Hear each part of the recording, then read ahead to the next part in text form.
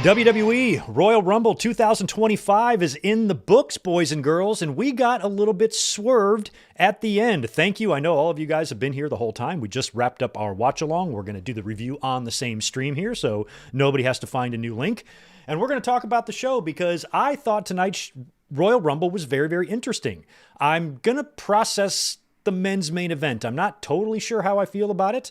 I'm not upset in any way, but I'm surprised. I'm surprised that Jey Uso came away with the victory here after I had predicted Roman Reigns to win the Rumble. I thought my train of thought was pretty accurate in terms of what Roman is going to do at Mania, what Cody is going to do at Mania, what Punk is going to do at WrestleMania.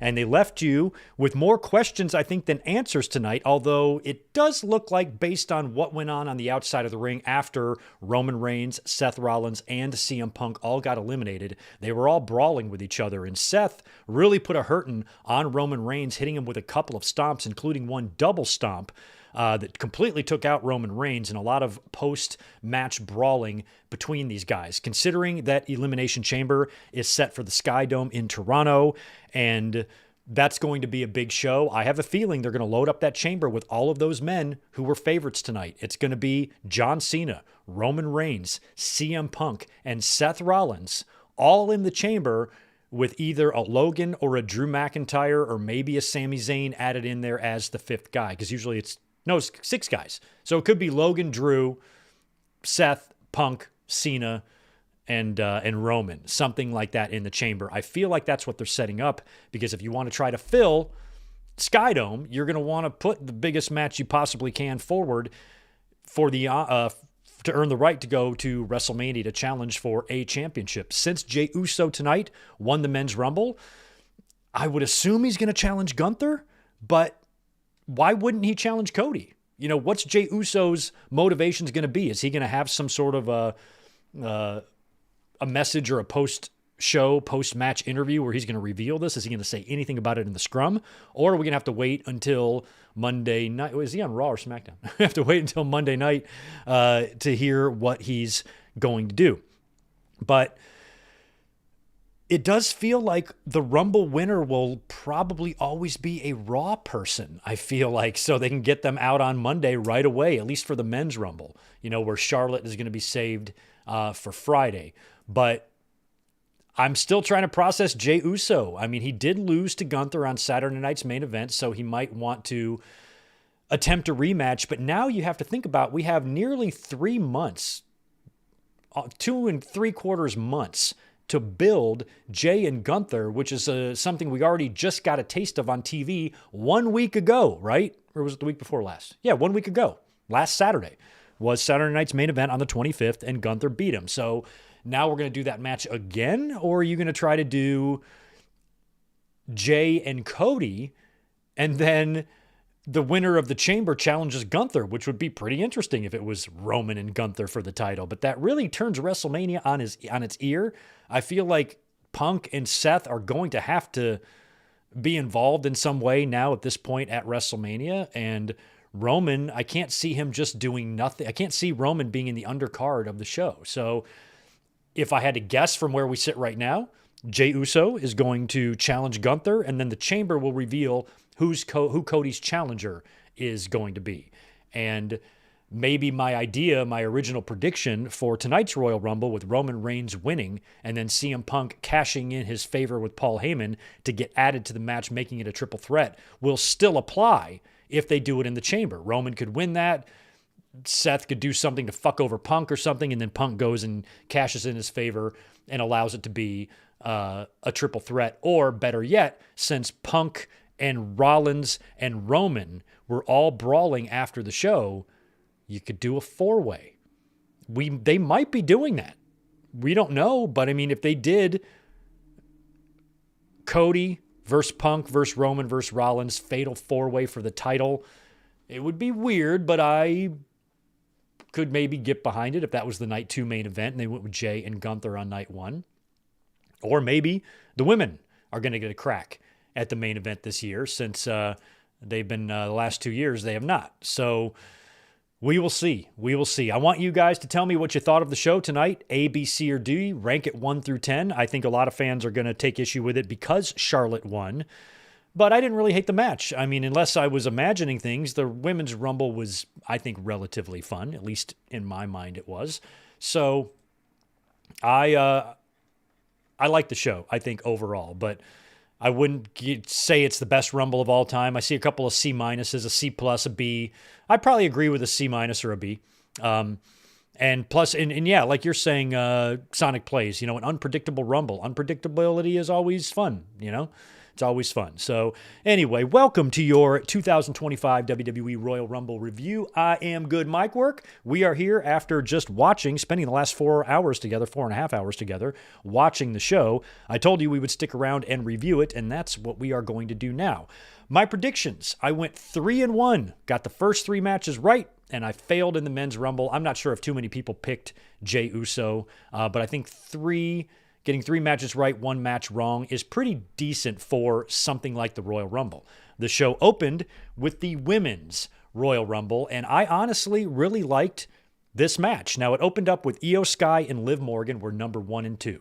And Io Sky was my early pick to win the Rumble a couple of weeks ago because of what they teased us on the January 6th Netflix Raw when she kind of had that face-off with Rhea Ripley. And I'm like, if they book that match for WrestleMania and Ripley is the champion and Io beats her, I could totally get behind that. But when she came out at number 1, I figured, unless her and Liv do the Sean Davey thing from 1995, I didn't think either one of them would really be there at the end. But they did stay in there for a long time, both of them. We had several surprises, or not surprises, well, a couple of surprises and a couple of NXTs, a lot of NXTs. We had Roxanne Perez. She came out at number 3 from NXT. We also had Lash Legend. She came out at number 9. We had Jada Parker out at number 16 for NXT, and then Stephanie Vaquer and Julia came out at number 24 and 28 respectively. Along with those surprises, we had Alexa Bliss showing up at number 21. We had Trish Stratus showing up at number 25. And we had Nikki Bella coming out, rounding out the field at number 30. So that was one of the surprises we were expecting to get. There was kind of 3 surprise returns that were on my radar: Alexa Bliss, Nikki Bella, and AJ Lee. And we got really late in the game and we had no Nikki Bella yet or no Alexa Bliss. So I didn't think we would get all 3 of them. But Bliss did come out at number 21, and that was a ton of fun. Another fun entrant was Jordynne Grace, who is officially now signed with WWE. She came out at number 19, and she looked great. She had an amazing DVD onto Piper Niven, which just looked incredible. I think she had at least one elimination, and she just looks so good. That her hair, the bangs, everything just worked. Her body transformation over the past 5 years has been amazing. She's put so much work in, and she is absolutely adored by the majority of the wrestling audience. And she just wrapped up business with TNA a couple of weeks ago, jobbing out to Tessa Blanchard, and we knew that she was on her way here. She was in the match last year as the Knockouts champ, so I wasn't surprised to see her. It was just really awesome to see her, and she got a hell of a pop. So did Trish Stratus. Of course, Nikki at the end got an amazing pop, and Nikki looked good. I was glad to see her back in there, glad to see her return, and we'll see what she does upon her return, but I didn't really see her winning here and going on to WrestleMania or anything, not for as long as she's been out. Bianca Belair did get eliminated late in the match, I believe, by Nia Jax of some of those big names. Bianca was one of, I think it was 6 or 7 women that got dumped over the top at once. So I can't remember who. I just know that Bianca was the main one, the main star. I think maybe Bayley as well went over. Alexa Bliss was eliminated by Liv Morgan. Trish Stratus was eliminated by Nia Jax. Nia Jax was eliminated by Charlotte Flair, who came out at number 27. Now, Charlotte Flair was my pick, and I laid it all out to everyone why Charlotte was my pick. And if you can just bear with me for a second, I'm going to try to explain this and try to defend it. Now, I know fans are going to immediately be pissed. A lot of fans are instantly mad when she won. Oh, they just put her over. It's right back to that again. It's 2015 again. It's really not. We can't help that WWE has decided to make Charlotte their most decorated star ever. We knew she was coming back. They pre-announced it for the Rumble. And that right there was a big hint to me. That was very, very telling, because somebody like Charlotte, somebody that WWE considers to be as important as Charlotte, if she's going to return after a long time off, you're only going to bring her out in the Rumble if she wins. I think that's why we didn't see Becky Lynch tonight. Why would you put her in there if she's going to get tossed out? She's been gone for close to a year. Charlotte's been gone longer. And they announced her for the Rumble. There's also going to be lots of other surprises and returns that could potentially overshadow that. So if WWE was going to bring Charlotte back but not have her win the Rumble, then I wouldn't have her in the Rumble. See what I mean? There's enough big stars in there to where you really wouldn't need that. And so when Charlotte won, I'm like, well, that's probably why we didn't see Becky in it. I was kind of hoping the two would have a face-off, and then they'd both get dumped out by somebody. But Charlotte winning kind of made sense, because we did hear that the internal plan in WWE is going to be Charlotte and Tiffany Stratton. Okay, that's fine, but what that means is Charlotte is going to have to win the Rumble or the Chamber. Now, with Rhea Ripley being the other champion, we're assuming here Charlotte is going to challenge Tiffany. Charlotte's going to be on SmackDown. So Rhea Ripley's challenger will also be determined in the Chamber, which means probably the Rumble and the Chamber winners are going to challenge for opposite titles. So you're not going to have the two Rumble winners for the WWE and the two Chamber winners for the world. It's probably going to be Jay challenging Gunther and then Charlotte challenging Tiffany. Then in the Chamber, it'll be the men's Chamber challenging Cody, the women's Chamber challenging Ripley. So you got both champions represented by the winners of the Chamber and the Rumble. So Charlotte winning kind of had to be this way because of the plan that we've heard about, Charlotte Flair versus Tiffany Stratton. You can only get there one of two ways. And I thought, since Rhea Ripley is viewed as such a badass, whoever is going to face her for the championship needs to have as much badass momentum as possible going into that match. So I think the Chamber winner, whoever it is, would be better suited for Ripley's opponent. Where Charlotte coming in at number 27 and winning easily, she can have the more finesse match with Tiffany. Then you have to have the badass match where somebody wins the Chamber, probably Bianca, where maybe she has a dominant performance. Maybe she starts the Chamber and outlasts everybody, eliminates all of them, looks like a fucking stud at the end of it. And then it's Bianca and Ripley. And you might have to do that since it sounds like this match was decided upon when it hadn't been the plan all year. I was hoping a year ago it was the plan, but as we went through 2024, it didn't look like WWE was laying the groundwork for Rhea and Bianca. And whatever's going on with Jade and that whole situation, that seems like it derailed some of their plans. So unless they want to bring Jade back to face Bianca, maybe Jade eliminates or shows up in the Chamber and costs Bianca or something. Unless that's the plan, you probably are going to want to do Bianca and Rhea Ripley at WrestleMania. So in order to make the fans give a shit about that match, since you've not really given us any hints to that all year long, you need to set Bianca up and just remind the fans how dominant and awesome she can be. And I think if she tore through everybody in the Elimination Chamber, that's exactly the way to achieve that. So I think it could be Bianca winning the Chamber, but who knows? In the end, it was Charlotte Flair.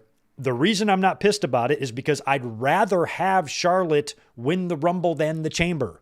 The Rumble I don't care about. Chamber might be a little bit more fun.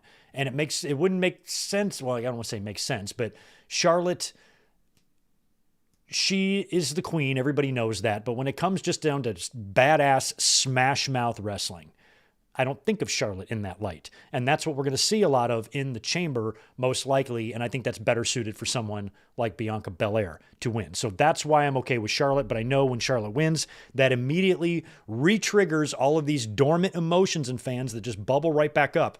And they can't separate 2015 from 2025. It's not, well, I guess Charlotte wasn't shoved up her asses by then, but 5 years ago, all the way up until 2019, 2020, it's just Charlotte, winning. Fans are pissed. We are in a different era. Charlotte is going to win championships.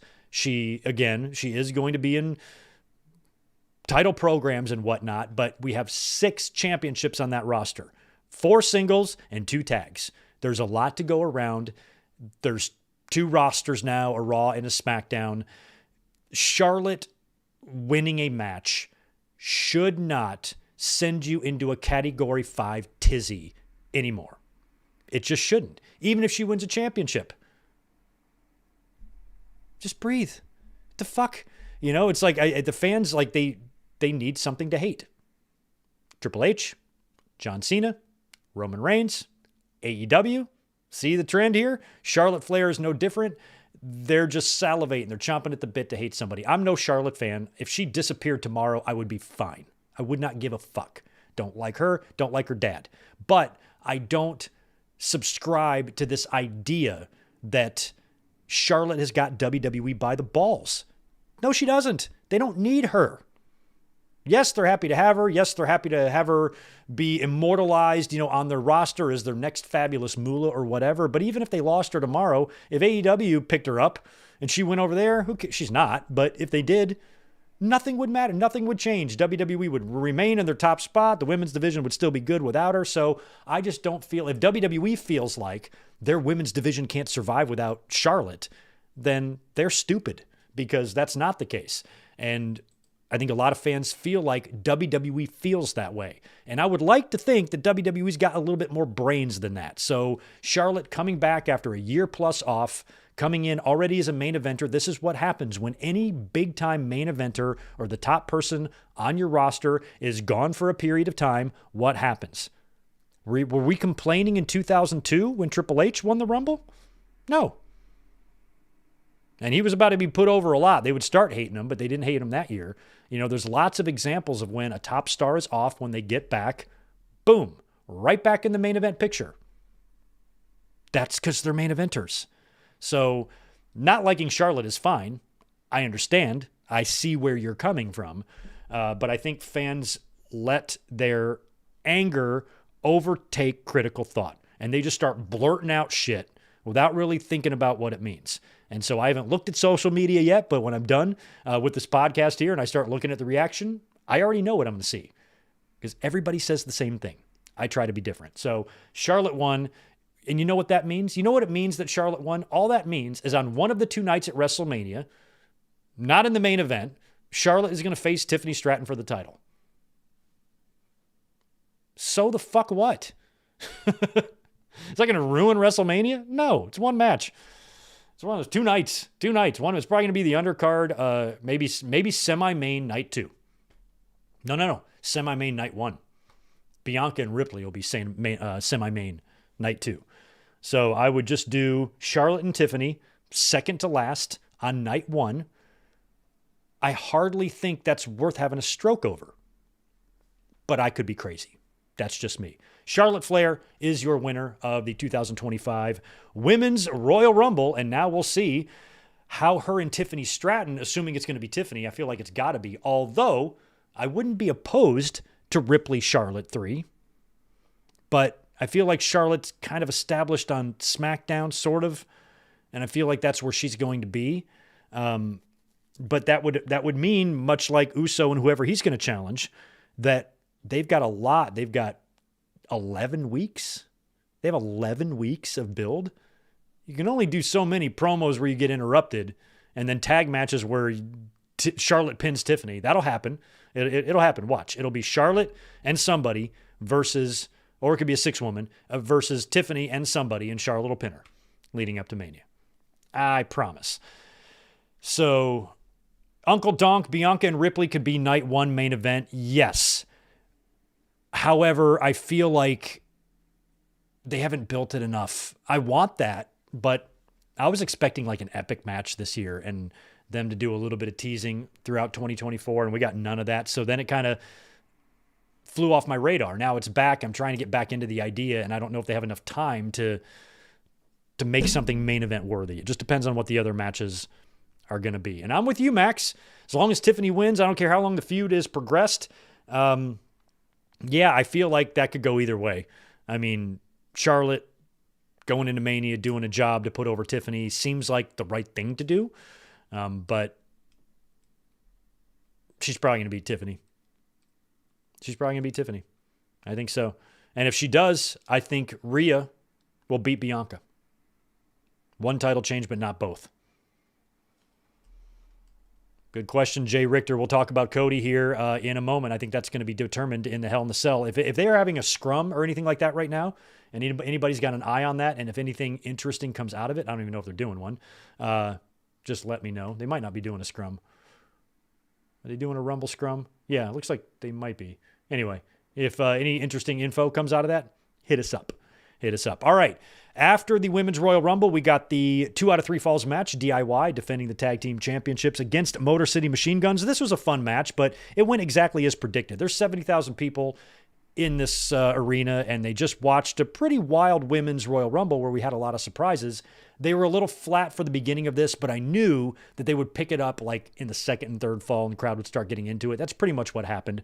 We knew we were going to get the tie, and it was DIY got the first one, Motor City got the second fall, and then DIY got the win in the end when 2 hooded figures showed up. It turned out to be the Street Profits, and they attacked and beat the hell out of the Machine Guns, allowing DIY to get the win, but then they kind of beat up DIY after that too. So it was really weird. It looked like a heel turn for Street Profits. I'm glad they're back because I've been wondering where they were.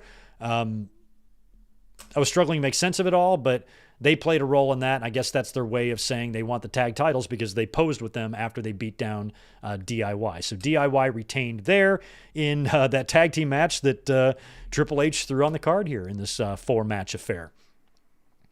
And then up next was our ladder match between Cody Rhodes and Kevin Owens. Both the Undisputed Championship and the Winged Eagle title would be suspended over the ring for this one. And I thought this was a pretty good ladder match. Might have not reached the expectation I had for it, but they really delivered with the finish. I mean, typical ladder match stuff. They were doing all the typical bumps and all of the teases, and Cody even hung from the belt apparatus there over the ring for a little while. But earlier on in the match, they do this in a lot of ladder matches. They bridged up a table. They bridged up a table on the announce desk to the ring apron. I'm sorry, not a table, a ladder. They bridged a ladder from the announce desk to the ring apron, and it stayed there for a while. Generally, when something that they set up, tables or ladders or whatever, stays there for a while, that means that's going to be involved in the finish. And oh boy, was it.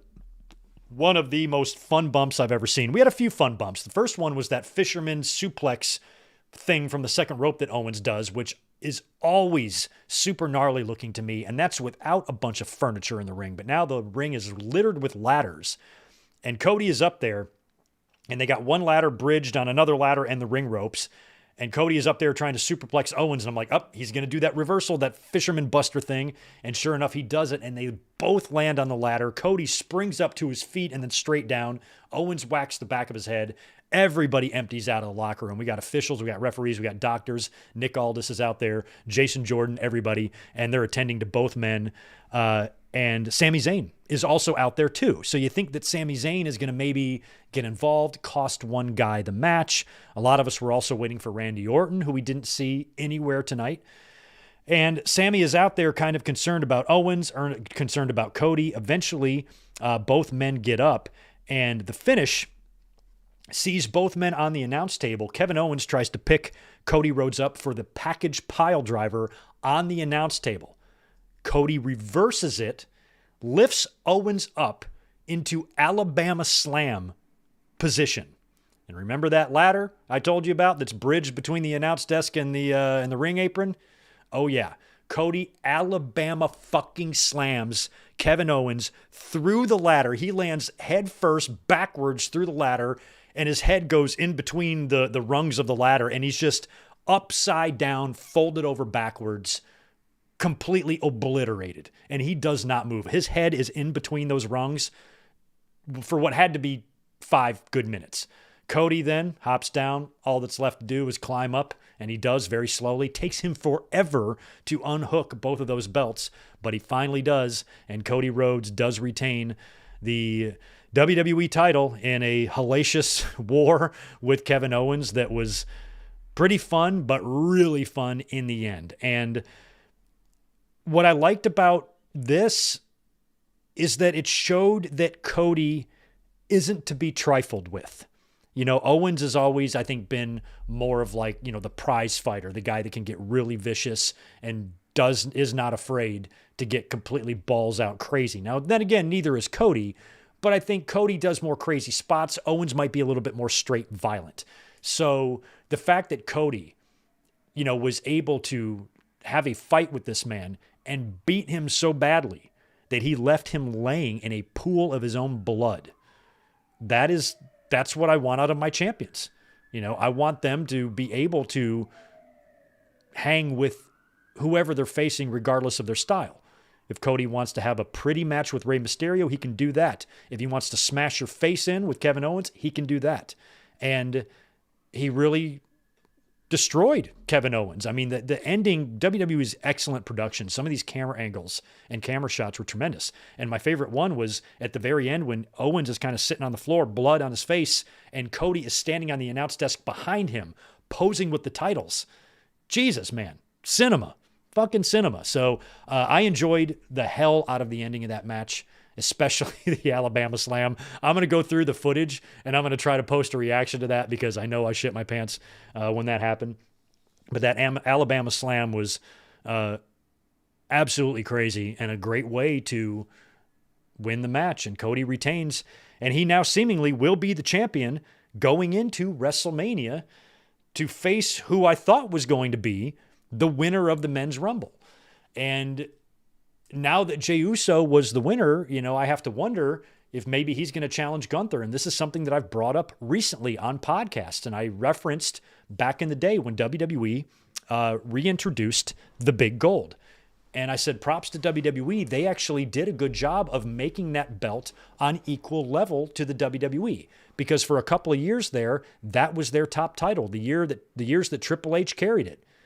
He was like the kind of the top guy, the Reign of Terror. That was the most focused on championship belt. It main evented WrestleMania 20. The WCW NWA belt main evented the most important WrestleMania in Madison Square Garden. That still blows my mind 21 years later. And then WrestleMania 21, same thing, big gold. So WWE did a good job making that belt important. So I think if they want to have any shot at doing the same with the World Championship, then eventually the Royal Rumble winner needs to challenge for that belt.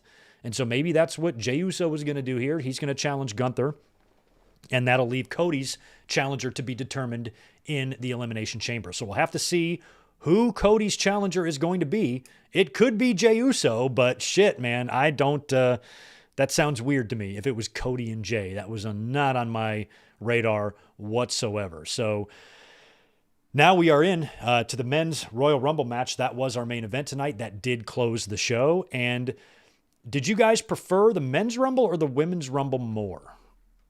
I think it's a tie for me. I think it's a tie. I might have enjoyed the men's Rumble a little more only because of some really, really fun spots in there. And the very first person to come out in the men's Rumble was Rey Mysterio. So this was awesome because when Rey was making his entrance, everybody was kind of saying the same thing. Number 2 is going to be Penta. And it was. We had Rey Mysterio and Penta starting things off. And then the next several entrants were a lot of like mid-card-ish people, which meant they're really saving the heavy hitters for later. So we had Chad Gable coming out at 3, Carmelo at 4, Santos at 5, Otis at 6, and then Braun Breaker came out at number 7. At the number 8 spot, this was tremendous. This was so fucking tremendous. And this will be another funny thing for me to react to because you could see how my tune changed. Akira Tozawa is number 8. He's coming out, but just prior to his entrance, Carmelo Hayes was eliminated by Braun Breaker. So Carmelo is leaving. Well, Jesus, Ryan Adams, thank you for that very generous $100 drop there. I will get to that super chat in a minute. I'm talking about the... Interesting. Something went down backstage. We'll talk about that in a minute. We're talking about my favorite spot, I think, of the whole Royal Rumble right now. So Braun Breaker eliminates Carmelo.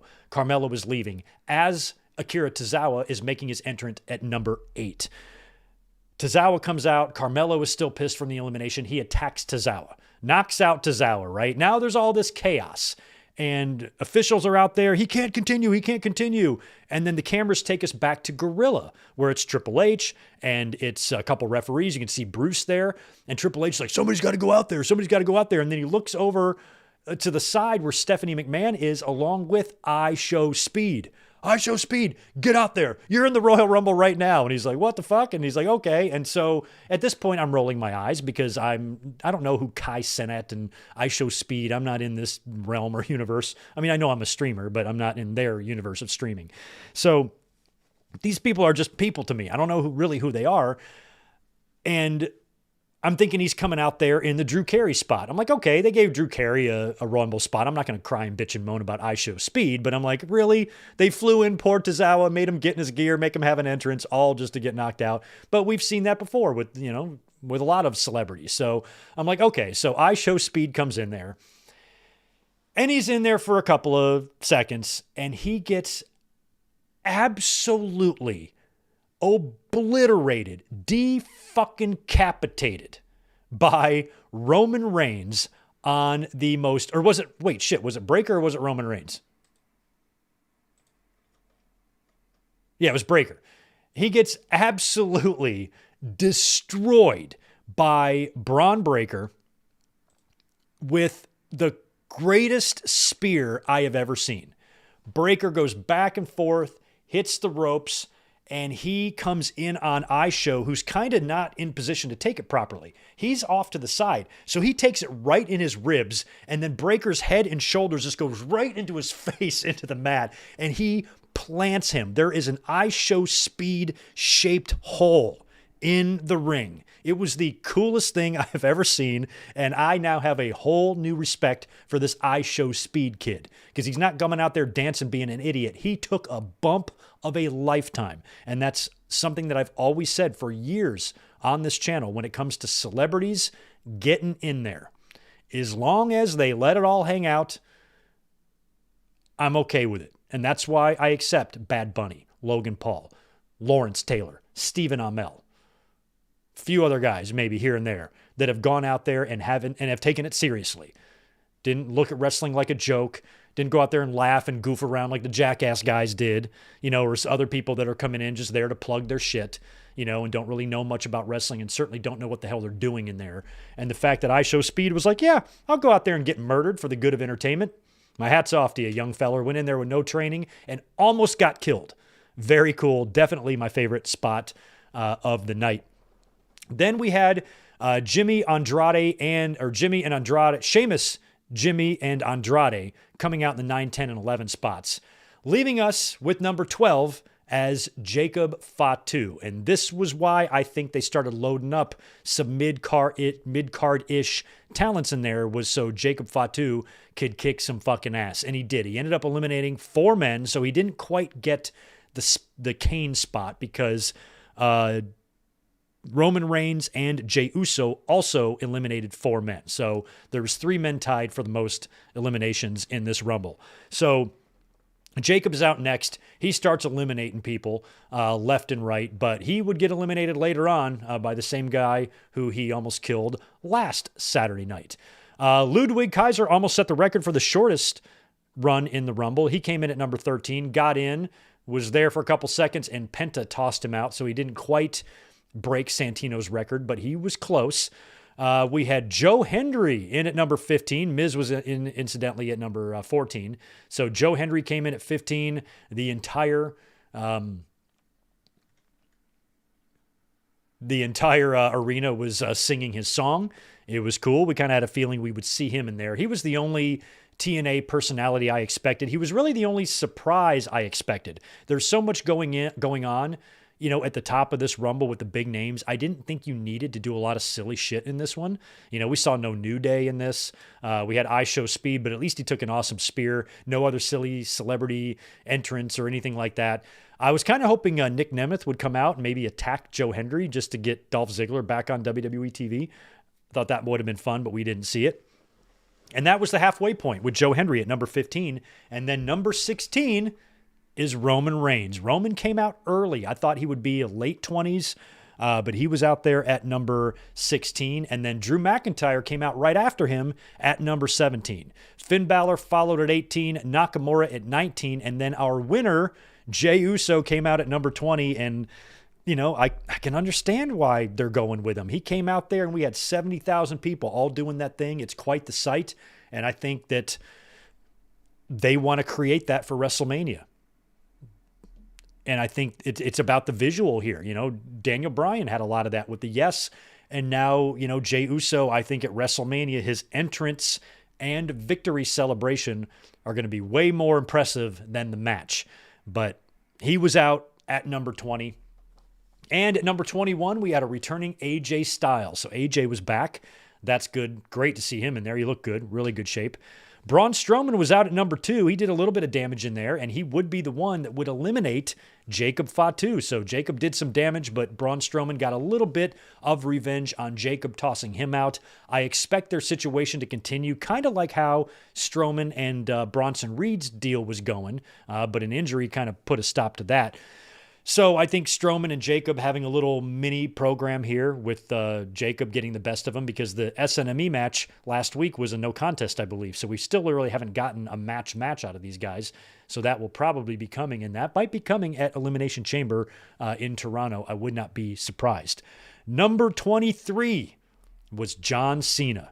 Boy, they hit us rapid fire stars here. John Cena, 23. CM Punk, 24. And Seth freaking Rollins comes out at number 25. So you had Cena, Punk, and Rollins all out in a row. So now you got the big heavy hitters now. All of your favorites are in there. Roman, Drew, Cena, Punk, Rollins. Big five, I was calling it.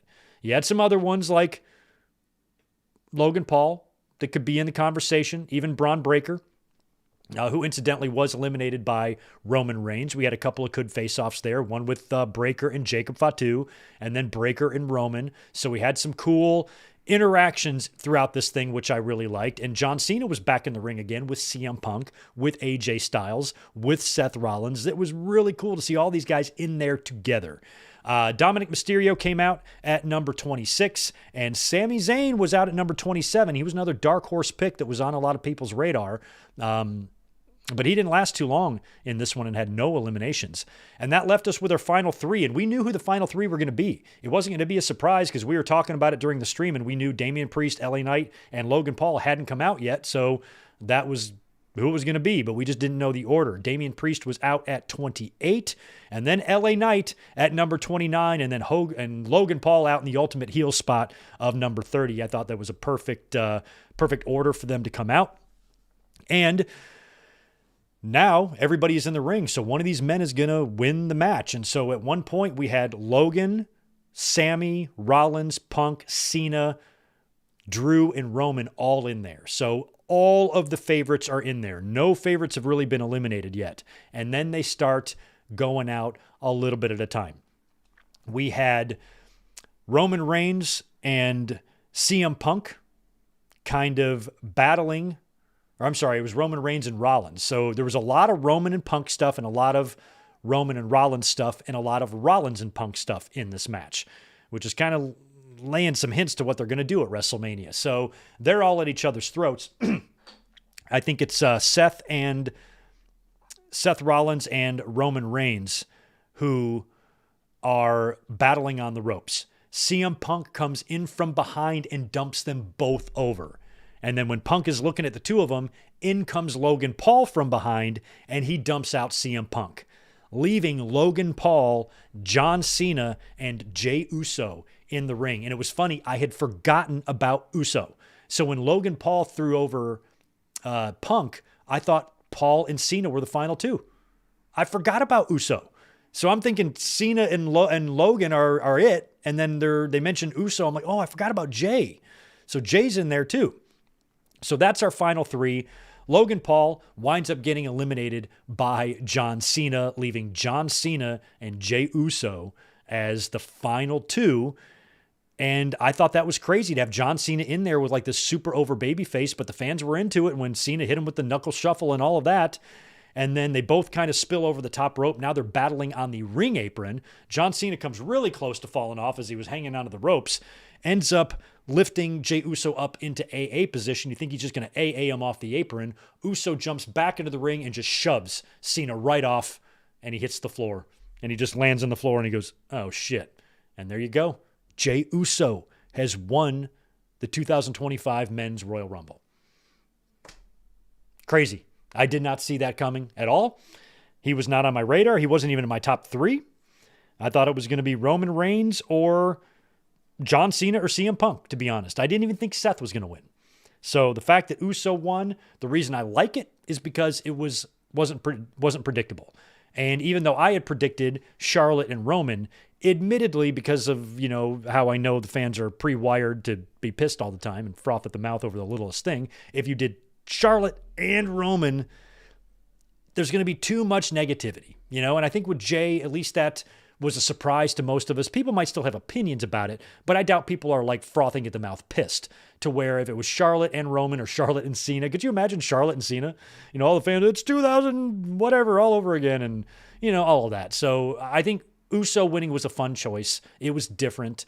It kind of reminds me a little bit of maybe Nakamura winning in 2018 and, who else? Maybe Alberto, here and there. We have some other ones. But I feel like at this point with this main event Jey Uso stuff and everything they've been doing with him and how over he is, he's the top merch seller. Everybody loves Jey Uso. He's over with the young kids. They're probably eating their little balls off in elementary school every week and stuff, and probably middle school and high school too. You got to put him over here. I think Jey Uso is going to WrestleMania to win a championship, to win the championship.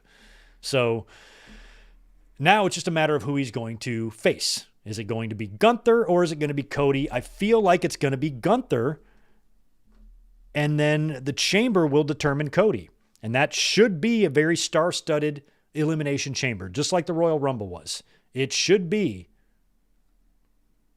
Punk, Roman, Cena, Rollins, Drew, and either Sammy or Logan.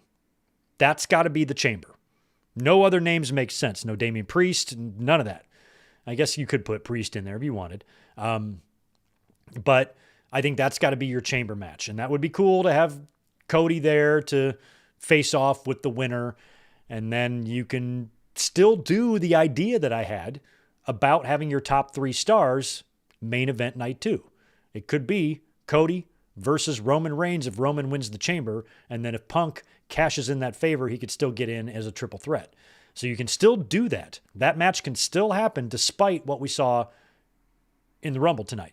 And since John Cena eliminated Logan Paul, that could be your match. You could do Jey and Gunther, Roman, Cody, Punk, Cena and Logan. The only thing is, where does that leave Seth Rollins? I think Rollins, I think a triple threat it could be a 4-way. I mean, they could do it that way. It could just be all 4 of those guys. WrestleMania 2000 all over again. Maybe. I don't know. But hopefully we'll get some answers here soon in the next couple of weeks. Overall, I enjoyed the Rumble. It was a trip watching it with you guys. I'm gonna grade it a B-. B-. I'm gonna give it. Thought it was fun enough. But let's get to some chat stuff. Now, I know I got some super chats to answer, but I want to acknowledge this one right now from Ryan Adams, who dropped an extremely generous $100 in the chat a few minutes ago to let me know, or to let us know, that PW Insider is reporting that something went wrong with Drew's elimination. Upon getting backstage, Drew was screaming and cursing, saying that someone had to get their moves in at the expense of the number of stories in the match. Drew then loudly left the building. He did? I'm surprised he would loudly leave over that. Because, the fact that he loudly left the building makes me think that it could be an angle. But if he's pissed that people got their shit in, we'd have to go back and rewatch and see what he's referencing. But I'm sure this story will be picked apart and people will start putting their best guesses in online. And hopefully we'll see some video of the spot he's talking about. I don't remember how Drew got eliminated. Did Roman throw him over? No, Damian Priest did. Priest eliminated Drew. That could be a Mania match, Priest versus Drew, since Priest cashed in on him last year. Maybe that match could be for a championship. You know, what I would do with Priest and McIntyre, I would maybe have one of them beat Nakamura. And then just do a title match or something at WrestleMania, Damian and McIntyre, something like that, I guess. I don't know, but that's interesting. We'll keep our eye on that story. Thank you for that information, Ryan. Juliet's got 5 on Collision tonight. Cope challenged Mox to a title match at Revolution. Okay. I may or may not be at Revolution. Thank you for that, Juliet. I know I've got some other ones that I missed. I'll knock these out. Jay Boba had 5 earlier. Jay versus Gunther, Cena versus Cody, Punk versus Roman versus Seth, triple threat. Yeah, that would put Cena winning the Chamber to challenge Cody, and then Punk and Roman and Seth doing a triple threat. God, that would be weird, man. I'd rather just see... I don't know what I'd rather see, but that's a definite possible direction. 7th season, $5 earlier. I think we're going to get Cody versus Roman versus Punk versus Seth at Mania. 4-way definitely seems possible. Now, how do you get to that? I don't know. Only one guy can win the Chamber. That means 2 guys are going to have to get in other ways. We know Punk can cash in the favor. You know, and Cody might be like, ooh, okay, I got it. I've got it. Roman Reigns wins the Elimination Chamber. Gets the match with Cody Rhodes, right? Then CM Punk cashes in his favor to make it a 3-way, which pisses off Seth Rollins. And Rollins is like, this is bullshit. You know, you get to worm your way into this WrestleMania main event. And then Cody steps in. Cody steps up and says, after everything you did for me last year, I wouldn't have this championship, Seth, if it wasn't for you. So I'll tell you what, if I got to face 2 guys, I might as well face 3. I would be honored to have you be the 4th man in this match and make it a fatal 4-way. I'm offering that to you right now. And then you could have everybody in the ring. Roman, you got a problem with that? Punk, you got a problem with that? You guys going to be pussies? I'm the champion stepping up. If you guys deny this, how does that make you look? We should all agree right now it's going to be the 4 of us for the championship. And it's Cody that drives this. And that's the favor he gives to Seth. Because Punk is owed a favor from Paul Heyman. But Seth is owed a favor from Cody. That's how you get to the fatal 4-way. I can see that.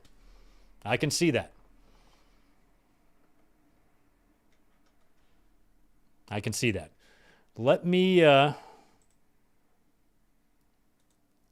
my chat only goes so far, so I might have missed some supers, so I just want to go to the master list to make sure I've gotten everybody.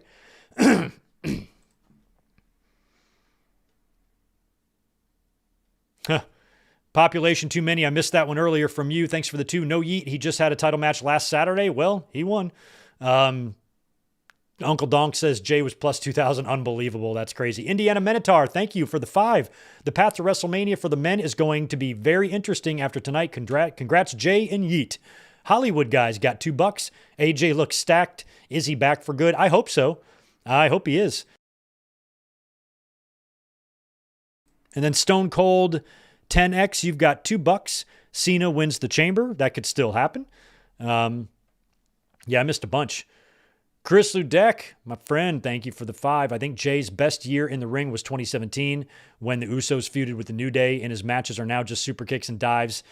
Yeah, and to your point, are sloppy. They are. Jay looks sloppy to me in the ring. It just needs to be tighter, crisper. It's a lot of just sloppiness, and I don't like that, you know? Uncle Donk, I think I got that one from you. All right, I think that caught up on the super chats there. Right on. But thank you for that. But man, we could sit here and discuss, WrestleMania plans for hours because you have so many multiple directions you can go with that in terms of who's going to face who. But at this point, I think the 4-way is the best idea. I think Jay and Gunther, and then you put 4 men in that main event, which now gives WrestleMania main events to some guys, most namely CM Punk. And you got to think about it from WWE's side. Like, Punk, we're happy to have you back and everything, but we have not forgotten, the last 10 years. So it would be really hard for us to put you over in a one-on-one match and have you win on night 2 and get the celebratory fireworks and all of that, kind of after the reputation you've developed for yourself. So we're going to give you a WrestleMania main event, but it's going to be a 4-way. And that's what I said earlier about Punk could go into Mania as champion. I said there's going to have to be an asterisk there. One thing that I just cannot see happening for Punk is him getting the big moment at WrestleMania. You know who I think has it up until this point is Seth Rollins. I'd give it to Seth in the 4-way if they do it. But I can't see Punk having the big moment. So I originally thought that Punk was going to go to the Rumble and beat Gunther for the title and then take the title into WrestleMania and drop it to Rollins. That's clearly not happening now. They might be setting up a big multi-man deal for the championship. Yeah. Ryan Adams, thank you for the 5. Cena just cut a Super Cena promo. He's entering the chamber and winning because him main eventing WrestleMania and winning 17 is what's best for business. Interesting. Triple H is out of touch. That's fine, but I prefer him over Vince. So WWE is doing pretty incredible numbers. You can only be out of touch so much when you're doing business like that. So Triple H is not the perfect booker by any means, but he's a hell of a lot more competent than what we had for the past probably 12 years.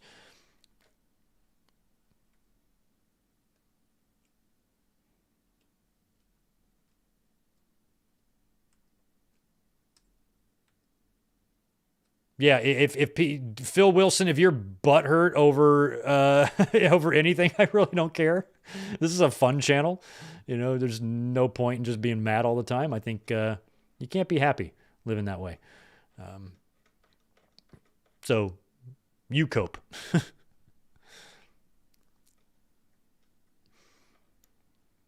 What fans have to stop doing is just deciding things are true in their head and just going with it unconditionally. Just think a bit. Think a little bit. It's hard to believe that Cena won't main event his final WrestleMania. Well, that's only if my scenario is true. He still could win the chamber. So it ain't over. It ain't over. Zane, do I think Uso winning was a John Cena call? I don't know. Maybe. John Cena is injured, apparently. Well, he just cut a promo saying he's winning the chamber, so I don't know. I'm also not online reading the news or anything like that, but I think I'm about to because it's been about 5 hours, and I think we should be wrapping up this stream.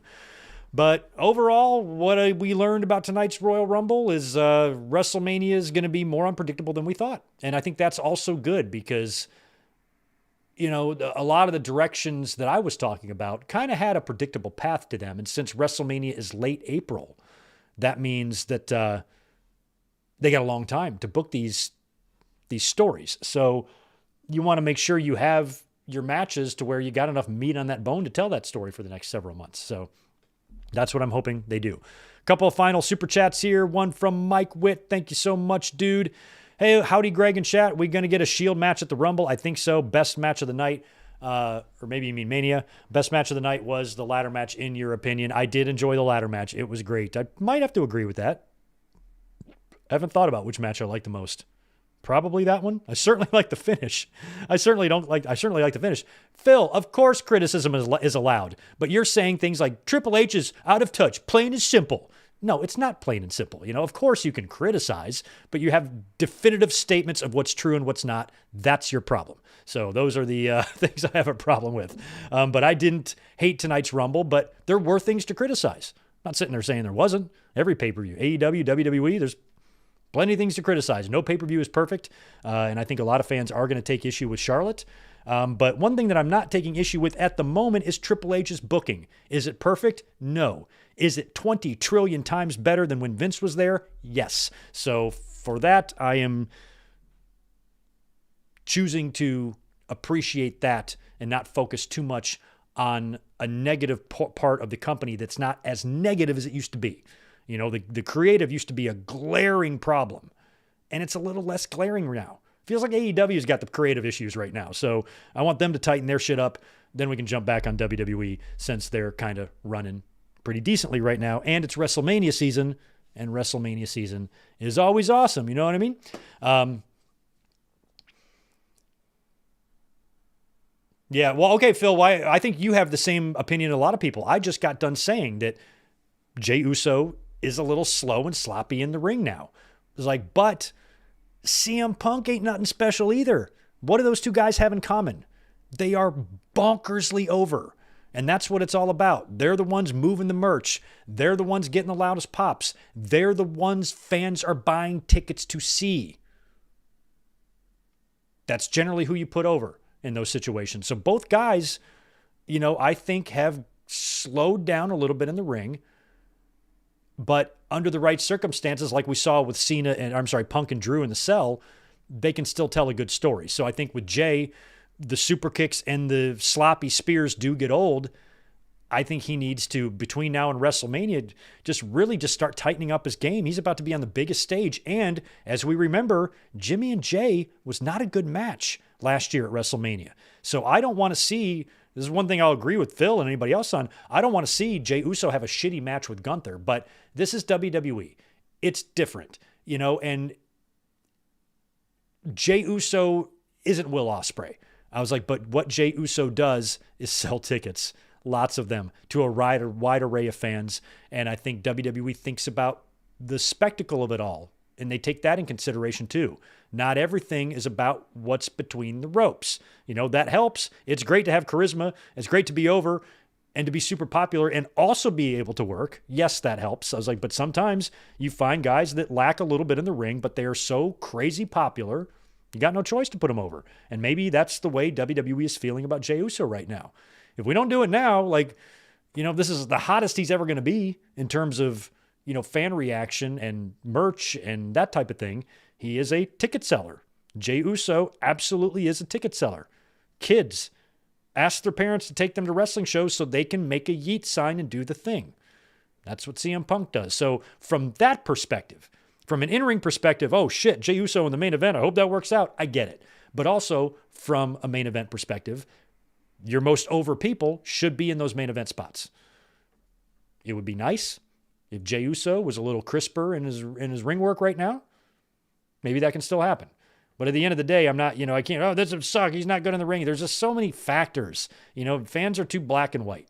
You got to color outside the lines and think outside the box and all that type of stuff and just not make it so it's got to be this way or this way. And that's, Phil, if you start watching my channel a lot, you're going to hear me say shit like that a lot. But I'm going to get out of here now, look around online, see what the world is saying about the Royal Rumble, and see how my opinions of it vary from others. It generally varies a lot. And I think the Charlotte thing is going to stick in people's crawls to where they're going to convince themselves that it was a bad Rumble. But I think the women's Rumble was solid. It was solid. And I enjoyed it. And that's what wrestling's all about, enjoying yourself. Well, I hope you guys are ready for 2 more days of me, because tomorrow night we're going to be here watching No Way Out 2002, the debut of the NWO and WWE. That link is already up on the channel. We will be live tomorrow night at 8 Eastern, 5 Pacific for that. And then I've got Monday off, so we're going to be up here and do a Raw watch-along on Monday, and we will see the fallout from the Royal Rumble, and we'll watch all of that together. So make sure you join us for that. Thanks again for being here. Those of you who have been with me since we started, went live at 3 o'clock Pacific for me, 6 Eastern. We are now going on 5.5 hours of this stream. So if you've been here for all of that, thank you for being here. It was a blast as always, and I will be catching you guys tomorrow night for No Way Out 2002. Have a great one. Peace.